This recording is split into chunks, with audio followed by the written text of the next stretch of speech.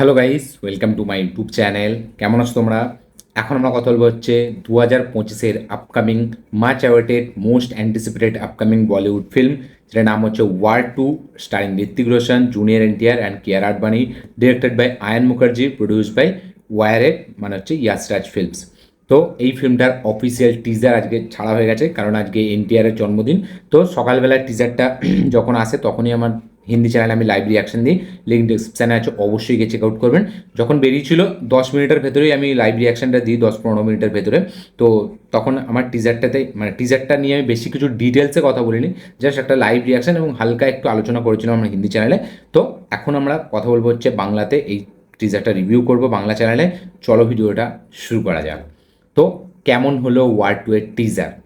এক লাইনে যদি আমি ওয়ার টু এর টিজারের মানে রিভিউ করি, আমি এটুকুই বলবো, টিজারটা দেখতে মজা লাগে, টিজারটা এন্টারটেনিং, টিজারটা এঙ্গেজিং, টিজারটা ইন্টেন্স, টিজারটা ইম্প্যাক্টফুল, টিজারটা ব্যাপক, একটা হেভি একটা টিজার এখানে ছাড়া হয়েছে। বাট এই টিজারে যেটা আমার সব থেকে বেশি নেগেটিভ মনে হয়, যে ভিএফএক্স, যেটা আমরা হিন্দি চ্যানেলেও বলেছিলাম, যে টিজারটা ভিএফএক্সটা এতটা আর্টিফিশিয়াল মনে হয়, ঠিক আছে, এবং প্রত্যেকটা শট, প্রত্যেকটা সিকোয়েন্স দেখলেই বোঝা যাবে যে গ্রিন স্ক্রিন, এবং পুরো ফিল্মটা যেন একটা গ্রিন স্ক্রিনেই শ্যুট করা, এবং একটা এআই জেনারেটেড কিছু মানে জিনিস এখানে বোঝা যায়। যেমন এই যে জুনিয়র এনটিআরের যদি আপনি ফেসটা ভালো করে দেখবেন, যখন রিভিল হয়, হালকা যেন আমার মানে কি বলবো, একটা এআই জেনারেটেড মনে হয়। ঋত্বিক রোশন যখন হাঁটছে ওই নেকড়ে বাঘটার সাথে, সেটা যেন হালকা আমার এআই জেনারেটেড মনে হচ্ছে। তো আর্টিফিশিয়াল টাইপের একটু বেশি হয়ে গেছে। তার পাশাপাশি প্রত্যেকটা সিকোয়েন্স যখন এনটিআর ট্রেনে ঝাঁপ মারছে, বা যখন মানে বরফের যে ফাইট সিকোয়েন্স, বা ঋত্বিক যখন ছুটে ছুটে আসছে বরফের দিক থেকে, তো প্রত্যেকটা সিকোয়েন্স মানে আপনি যখন দেখবেন না, আপনার হঠাৎ করে ব্যাকগ্রাউন্ডে আগে নজর যাবে। কারণ এখানে যে ভিএফএক্সগুলো না, সেগুলো খুব নোটিস করার মতো, এবং সেগুলো খুব আঙুল দেখিয়ে মানে অডিয়েন্সকে বুঝিয়ে দিচ্ছে যে এখানে ভিএফএক্স ইউজ করা হয়েছে। মানে প্রত্যেকটা সিকোয়েন্সেই এতটা বেসিক গ্রিন স্ক্রিনের ইউজ আছে, যার কারণে না মানে টিজারটা যে ইম্প্যাক্টটা অ্যাকচুয়ালিতে পড়া দরকার, সেই ইম্প্যাক্টটা পড়ছে না। আপনি ওয়ারের টিজারটা যদি আপনি ভালো করে এখনও চালিয়ে দেখবেন, সেখানে কিন্তু কোনো ডায়লগ ছিল না, কোনো কিছু ছিল না, জাস্ট একটার পর একটা সিকোয়েন্স আমাদেরকে কাট কাট করে দেখানো হচ্ছে। সেখানে কোনো ডায়লগ নেই, এখানে ডায়লগস আছে, এখানে অ্যাকশন সিকোয়েন্স আমাদেরকে দেখাচ্ছে, এখানে একটা রোম্যান্টিক দিক আছে সেটাও আমাদেরকে দেখাচ্ছে, এখানে একটা চেস ব্যাপার থাকতে চলেছে সেটাও আমরা দেখাচ্ছি, যেরকম ওয়ারের টিজারও ছিল। বাট এইখানে এই যে গ্রিন স্ক্রিনের যে ব্যাপারগুলো, যে ভিএফএক্সের যে ব্যাপারগুলো এতটা লাউড, এতটা মানে ওভার রেটেড মনে হয়, যেগুলো মানে বিশাল লেভেলে চোখে পড়ে। এবং ফিল্মটার মধ্যে একটা হলিউডিশ ভাব তো অবশ্যই আছে। এবং আমি নেগেটিভ দিকটা যদি পরে বলি, সব থেকে ফার্স্ট যদি আমি কথা বলি, যে আয়ন মুখার্জি যে এই সিনেমার ডিরেক্টর, মানে আয়ন মুখার্জিকে যখন ওয়ার টু এর দায়িত্ব দেওয়া হয়েছিল, সত্যি বলছি আমি খুব ডিসঅ্যাপয়েন্টমেন্ট হয়েছিলাম। এবং আমি কোথাও না কোথাও গিয়ে আমার মনে হচ্ছিল যে War two Ayan Mukherjee handle করতে পারবে না। কারণ ব্রহ্মাস্ত্র আমরা দেখেছিলাম, ব্রহ্মাস্ত্রে ভিএফএক্স ভালো হলেও সেখানে লাইটিংয়ের কাজ বেশি ছিল, সেটা ঠিক আছে। সেই ফিল্মটা যদি মানে ফিল্মটার এক্সিকিউশন ওয়াইজও ফিল্মটা অতটা ভালো ছিল না, স্টোরি ওয়াইজও খুব একটা হেভি ছিল না। বাট ফিল্মটা যে লেভেলে হাইপ ছিল, 13 বছর ধরে ফিল্মটাকে বানানো হচ্ছিল, 10-12 বছর ধরে, এবং রণবীর কাপুর আলিয়া ভাটের নতুন বিয়ে হয় তখন, ঠিক আছে, তো সেখানে একটা আলাদা মহল ছিল, এবং যেহেতু ওটা একটা মাইথোলজিক্যাল ব্যাপার ছিল, তাই জন্য ফিল্মটা কিছুটা অবধি চলে গিয়েছিল। বাট ফিল্মটার ভিএফএক্স কিছুটা ভালো ছিল, বাট বেশিটাই লাইটিংয়ের ওপর কাজ ছিল, মানে লাইট নিয়ে খেলেছিল। ওখানে কিন্তু সিজিআইয়ের কাজ খুব একটা হেভি ছিল না। বাট এইখানে ওয়ার টু এতে, ওয়ারে যদি আমরা দেখি যে সিদ্ধার্থ, সেও ভিএফএক্সের ইউজ করেছিল, বাট তার ভিএফএক্সটা না খুব ন্যাচারাল মনে হতো, এবং খুব রিয়েল মনে হতো, এবং প্রত্যেকটা সিকোয়েন্সের খুব অথেন্টিসিটি ছিল। এবং সিদ্ধার্থ আনন্দ মানেই তার একটা হলিউড ভিশন, টম ক্রুজের সে বিশাল বড় ফ্যান, এবং তার প্রত্যেকটা সিকোয়েন্স ফিল্মের দেখলেই বোঝা যায় যে তার হলিউডের টম ক্রুজের ফিল্ম থেকে অনেক কিছু সে ইন্সপায়ার্ড করে বানিয়েছে, এবং প্রত্যেকটা হলিউড ফিল্মের ছাপ তার ফিল্মে পাওয়া যায়, বিশাল অনেকগুলো হলিউড ফিল্মে। এবার আয়ন মুখার্জি এত বড় বাজেটের ফিল্ম কখনো হ্যান্ডেল করেনি। তাকে যখন দেওয়া হলো, সে ইয়ে জাওয়ানি হে দিওয়ানির মতো সিনেমা করেছে, ওয়েক আপ সিডের মতো সিনেমা করেছে, ব্রহ্মাস্ত্রের মতো সিনেমা করেছে, সে সব রকম জনরা হালকা হালকা এক্সপ্লোর করেছে। বাট তার এরকম এর ইন্টেন্স একটা চেস, একটা থ্রিলার ফিল্ম, ঠিক আছে, একটা অ্যাকশন থ্রিলার ফিল্ম, সে এরকম লেভেল কি পুল আপ করতে পারবে সিদ্ধার্থ মতো? বা পাঠানের মানে এক্সিকিউশনে যদি আমি দেখি, ঠিক আছে, পাঠানে যদিও অনেক ভিএফএক্স খারাপ ছিল, বাট সেখানেরও যদি আমি এক্সিকিউশন দেখি সিদ্ধার্থে, সেই লেভেলটাকে ম্যাচ করতে পারবে, এইটাই আমার সবথেকে বড় ডাউট ছিল। বাট টিজারটা দেখার পর আমি 2-3 বার আমি এইটুকুই বলবো, সে কিন্তু হুবাহু যে সিদ্ধার্থ আনন্দের যে ওয়ার বা পাঠান, তার যে এসেন্সটা, সেটাকে কিন্তু খুব বরকরার রেখেছে, সেটাকে কিন্তু খুব মানে ব্যাপকভাবে বজায় রেখেছে। তার সাথে সাথে এই যে গ্র্যান্ডার যে স্কেল, সেই জিনিসটাকেও কিন্তু সে আরও নেক্সট লেভেলে নিয়ে গেছে। স্কেল আপ কিন্তু ফিল্মটা যথেষ্ট ভালোভাবে আয়ন মুখার্জি করেছে, এবং পুরো সিচুয়েশনটাকে যেভাবে হ্যান্ডেল করেছে সেটা কিন্তু সত্যিই দুর্ধর্ষ। প্রত্যেকটা সিকোয়েন্স, সেখানে ভিএফএক্সের কথা আমি পরে বলছি, ভিএফএক্সটা সব থেকে বড় নেগেটিভ, আমার খুব চোখে লেগেছে ভিএফএক্সটা। একটা আর্টিফিশিয়াল এআই জেনারেটেড ফিল্ম মাঝে মাঝে মনে হচ্ছিল, বাট প্রত্যেকটা সিকোয়েন্সের যে ইন্টেন্সিটি, যে একটা ব্যাপার না, সেটা কিন্তু এই টিজারের মধ্যে খুব মানে হেভিভাবে ফুটে উঠে আসে। যেখানে আমরা দেখতে পাচ্ছি যে জুনিয়র এনটিআর, যেখানে ভিলেন, সে কিন্তু অ্যাকচুয়ালি চেস করছে মানে ঋত্বিককে। প্রত্যেকটা সিকোয়েন্স যদি আপনি দেখেন তাহলে কিন্তু ফাস্ট অ্যান্ড ফিউরিয়াস 7-এর মতো এখানে যে জেসন স্ট্যাথামের যে ক্যারেক্টারটা, সে যেভাবে হান্ট করবে এখানে ফাস্ট অ্যান্ড ফিউরিয়াসের ক্যারেক্টারের, মানে ফাস্ট অ্যান্ড ফিউরিয়াস 7-এর ভিন ডিজেল মানে ডমিনিক টরটোর পুরো ফ্যামিলিটাকে বা পুরো গ্রুপটাকে, ঠিক সেরকমই একটা চেস সিকোয়েন্স কিন্তু আমরা এখানে দেখতে পাচ্ছি, যে জুনিয়র এনটিআর কিন্তু ঋত্বিককে কোনোভাবে চেস করছে, এবং সেই চেস করা নিয়ে পুরো ফিল্মটা চলতে থাকছে।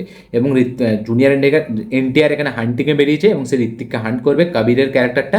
এবার সে ব্যাক টু ব্যাক তার ওপর তার পেছনে পড়ে যাচ্ছে। আমরা পাঠানে দেখেছিলাম যে শাহরুখ খান জিমের পেছনে পড়ে আছে, আবার জিমও শাহরুখ খানের পেছনে পড়ে আছে, মানে আমাদের পাঠানের ক্যারেক্টারটার পেছনে। বাট এখানে কিন্তু ঋত্বিকের ওপরে এখানে এনটিআরের ক্যারেক্টারটা বেশি পড়ে আছে, এবং তার মধ্যেই যত ঝামেলা। এবার ওই যে ট্রেনের সিকোয়েন্স, যেখানে গাড়িটা ট্রেনের ওপর ঝাঁপ মারছে, বা এনটিআর যেখানে ট্রেনটায় ঝাঁপ মারছে, বা ঋত্বিকের এন্ট্রি সিকোয়েন্স যেখানে নেকড়ে বাঘটার সাথে হেঁটে যাচ্ছে, বা ওই বিল্ডিংয়ের সিনগুলো, বা আইস বাগের যে সিনগুলো, বরফের সিনগুলো, বা একটা ব্রিজ ভেঙে যাচ্ছে, প্রত্যেকটা সিনের মধ্যে ইন্টেন্সিটি খুব আছে। প্রত্যেকটা সিকোয়েন্স দেখতে মজা লাগে, খুব বিশাল লেভেলে অ্যাকশন থাকতে চলছে, পরপর এখানে ব্যাক টু ব্যাক অ্যাকশন থাকতে চলছে। সেখানে এনটিআর এবং ঋত্বিক রোশনের পারফরমেন্স আউটস্ট্যান্ডিং। ঋত্বিককে যেভাবে এখানে সেই আবার একবার ওয়াকিং যে স্টাইলটা, তার ওয়াকের যেটা ওয়ারেও ছিল সেরকম রাখা হয়েছে, বাইসেপ থেকে ফার্স্ট শট তার নেওয়া হচ্ছে, এবং তারপরে মুখের ওপরে যাচ্ছে, এবং এখানে একটা নেকড়ে বাঘও তার সাথে হেঁটে যাচ্ছে। এখানে এনটিআর, তাকে একটা আন্ডারগ্রাউন্ডের ফাইট সিকোয়েন্সের মধ্যে এন্ট্রি করা হয়েছে, তারপরে তার ব্যাক টু ব্যাক প্রত্যেকটা সিকোয়েন্স খুব দেখতে হেভি লাগছে। এনটিআরকে খুব মাচো, এনটিআর খুব স্লিম এবং খুব হেভি একটা ফিগার তাকে দেওয়া হয়েছে, ব্যাপক লেভেলে সে মেহনত করেছে। এখানে ঋত্বিককে আরও একটা ফিগারওয়ালা ক্যারেক্টার এখানে আমরা দেখতে পেতে চলেছি, এবং ঋত্বিককেও ব্যাপক লাগছে, দুর্ধর্ষ। সেম কিন্তু এখানে এনটিআরকেও ব্যাপক লাগছে, এবং এনটিআরের চোখের মধ্যে কিন্তু সেই যে অ্যাক্টার এনটিআর, তার মধ্যে যে রেজটা, এই যে ম্যান অফ মাসেস যে তাকে বলা হয়, সেটা কিন্তু এই টিজারেও প্রত্যেকটা চোখের যে সিকোয়েন্সগুলি, যদি আপনি তার চোখটাকে ভালো করে দেখেন, সেখানে কিন্তু তার এই যে পারফরমেন্সের রেজটা আপনি খুব ভালো করে বুঝতে পারবেন। এবং ঋত্বিক, সে অ্যাকশন করছে, তাকে লাগছে, বাট ওই যে বললাম তার মধ্যে একটা হলিউডের হিরোর একটা ব্যাপার আছে, যেটা টম ক্রুজের মধ্যে আছে, যে সে মানে অ্যাকশন করবে, বাট তার মধ্যেও সে সোয়াগ, তার মধ্যেও সে জিনিসটাকে এমনভাবে পুল আপ করবে, চোখের মাধ্যম দিয়ে, হাসির মাধ্যম দিয়ে, তার বডির মাধ্যম দিয়ে, যেন তার এটা ভালো লাগে, তার এটা মজা মজা করে সে করে, যেটা আমরা টম ক্রুজকে করতে দেখেছি। তাই জন্য তাকে ব্যাং ব্যাংয়েও যদি আপনি দেখেন এরকম এক্সপ্রেশন ছিল, ওয়ারেও যদি আপনি দেখেন, তো তার মধ্যে সবসময় একটা হলিউডের ব্যাপার, বা একটা হলিউডের মুভির যেরকম হিরো হয়, বিশেষ করে টম ক্রুজ বলি, বা আমাদের এখানে ওই এর কথা বলি, ঠিক সেরকম টাইপ, জেসন স্ট্যাথাম বলি, ঠিক সেরকম টাইপের একটা এখানে মানে ঋত্বিককেও আমরা দেখতে পাচ্ছি। বাট এখানে আয়ন মুখার্জির ডিরেকশনের যদি আমি কথা বলি, সিনেমাটোগ্রাফি টপ নচ। এখানে মানে যে কটা সিকোয়েন্স ডিজাইন করা হয়েছে, প্রত্যেকটা সিকোয়েন্স হেভি, খুব প্রিমিয়াম, খুব দেখতে হেভি লাগে, খুব ল্যাবিস স্কেলে, ল্যাবিস একটা গ্যাঞ্জার আছে ফিল্মটার মধ্যে, খুব প্রিমিয়ামনেস তো আছেই, তার সাথে সাথে ফিল্মটা খুব পলিশড মনে হয়, এবং খুব দেখতে একটা চোখের একটা তৃপ্তি মনে হয়, এবং বাজেটটা যে কোথায় খরচা করে সেটা কিন্তু দারুণভাবে এখানে ফুটে উঠে আছে। কিয়ারা আডবাণী একটা তাকে যা সিকোয়েন্সে দেখিয়েছে, একটা থেকে দুটো তার শট আছে, দুটো, একটা ঋত্বিকের সাথে এবং একটা সে বিকিনি পরে, ওই সিকোয়েন্সটা যেটা বিকিনি পরে পুরো টিজারটা খেয়ে ফেলেছে, এবং আমি সোশ্যাল মিডিয়ায় খালি ওই জিনিসটা ভাইরাল, কিয়ারা আডবাণী সব থেকে বেশি ভাইরাল হয়েছে এই টিজারটায়। মানে পুরো টিজারটা একদিকে, কিয়ারা আডবাণীর ওই 1 সেকেন্ডের ক্লিপটা একদিকে, সে যে হেঁটে যাচ্ছে বিকিনি পরে, ওই শটটা বিশাল লেভেলে ভাইরাল হয়ে গেছে, সোশ্যাল মিডিয়া পুরো তোলপাড় করে দিচ্ছে। তার সাথে সাথে এনটিআর এবং এনটিআর এবং ঋত্বিকের যে ফেস অফ, প্রত্যেকটা সিকোয়েন্স যেভাবে তারা ডিজাইন করেছে, সবগুলো হেভি লাগছে। টিজারটা দেখতে মজা লাগে, টিজারটা খুব মাসি, টিজারটা খুব কমার্শিয়ালি ব্যাপক, টিজারটার মধ্যে যে প্রিমিয়ামনেস, যেরকম বললাম যে খরচা করা হয়েছে, ল্যাভিশ স্কেল, এবং পুরোই একটা হলিউডিশ টাচ এখানে দেওয়া হয়েছে। সিদ্ধান্ত যেরকম ফিল্ম বানায়, তার যে এসেন্সটা ওয়ার্ডের, ঠিক তার থেকেও একদম ওপরে নিয়ে গেছে আয়ন মুখার্জি। এবং ওই যে গাড়ির সিকোয়েন্সটা, যেখানে একটা হ্যামার ভার্সেস একটা আমাদের সুইফটের যে চেস সিকোয়েন্সগুলো, প্রত্যেকটা সিকোয়েন্স ব্যাপক, বোর্ড চেস সিকোয়েন্স, বা এই যে ব্রিজ ফাইট সিকোয়েন্স, বা হেলিকপ্টারের যে সিকোয়েন্সগুলো, যেখানে আমরা দেখতে পাচ্ছি যে একটা ইউএস, যেরকম অ্যাভেঞ্জার্সের যেরকম একটা মানে কী বলবো, একটা জেট বিমান থাকে, সেরকম একটা জেট বিমান এখানে রাখা হয়েছে। সেখান থেকে একটা প্লেনে ঝাঁপ দেওয়া হচ্ছে কোনো কিছু একটা রবারির জন্য, এবং সেখানে আমার মনে হচ্ছে যে জুনিয়র এনটিআর এবং ঋত্বিক দুজনে কোনো একসাথে কোনো মিশন এক্সিকিউট করছিল, আমার যেটা দেখে মনে হলো।